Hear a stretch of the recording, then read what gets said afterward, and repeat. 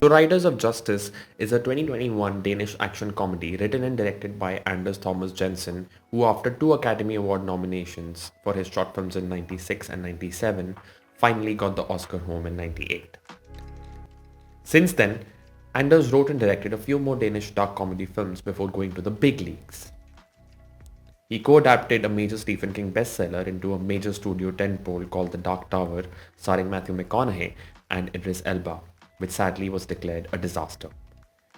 But after watching Riders, it feels like Anders Thomas Jensen went back to his roots and to Mads Mikkelsen, who is his friend and longtime collaborator.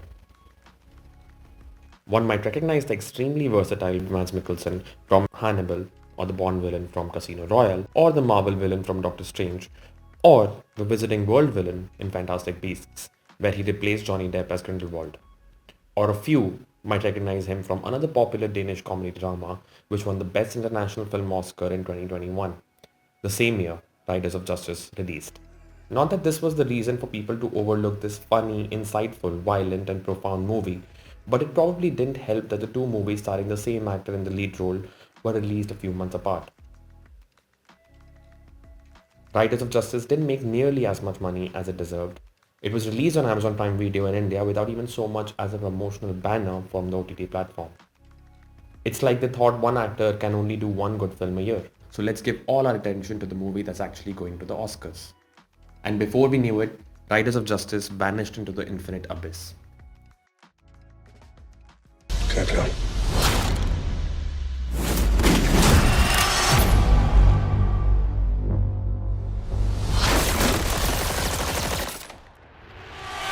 On the surface level before watching it, the premise feels like it's straight out of a very corny, cliche Hollywood or even Bollywood revenge movie. But what actually transpires is quite surprising and different, without sacrificing the massy commercial beats, the promise of the premise. And by doing that, it becomes character driven rather than plot driven, which is always great. It's not just Hollywood that loves celebrating Christmas in movies. We have weaved in the holiday season in our movies too. Although in Riders, the whole plot, premise or characters are not related to Christmas at all. But there's a little story within the main story that showcases the Christmas spirit and how some miracles are never understood, which infuses a slightly fantastical element in the film too. Think No Way Home, where the story or the premise had nothing to do with Christmas, but it adds to the heartwarming tone of the movie underneath all the multiverse action, especially in its last scene. Similarly in Riders, Christmas is used as the perfect bookend.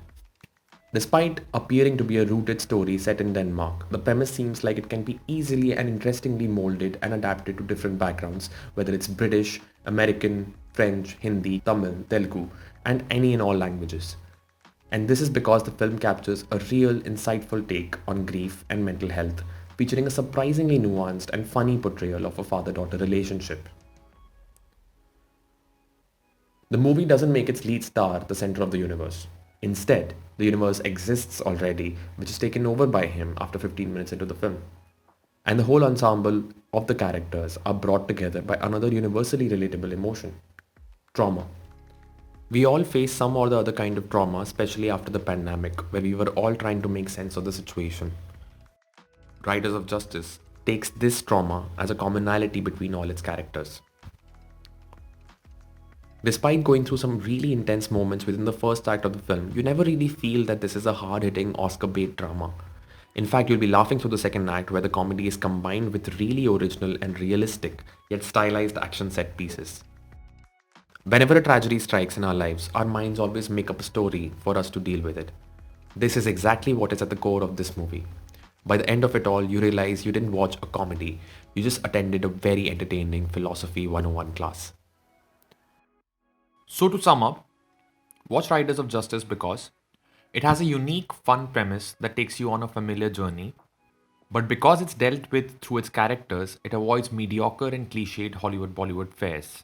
Besides, on its own, it's a near perfect dark action comedy that doesn't miss a beat.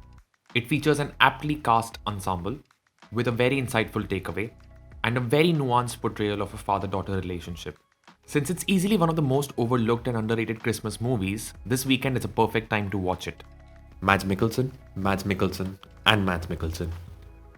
He's hands down one of the best actors in the world, who not only has found fame and success with blockbusters, but also has cracked the one for them, one for me routine. With every Doctor Strange and Fantastic Beasts, he's right around the corner with another round and Riders of Justice. And every time Mads Mikkelsen does an indie movie, you feel like going, "Isko abhi tak Oscar kyun nahi diya?" That's how good he is in this one too. His performance says a lot about Anders Thomas Jensen too, as he executes the beats of his screenplay with complete control and precision, landing almost every beat, whether it's thrilling, hilarious, or dramatic. Sadly, Mikkelsen and Jensen's four other collaborations are not available in India for streaming yet, but who knows, with platforms like Mobi gaining momentum, we might get lucky to watch them soon too. You can catch Riders of Justice on Amazon Prime Video in India. PS, try to watch it in Danish as it was intended by the makers instead of a dubbed version. Subtitles are like watching a Hollywood musical. If the film is good, you get used to the song and dance.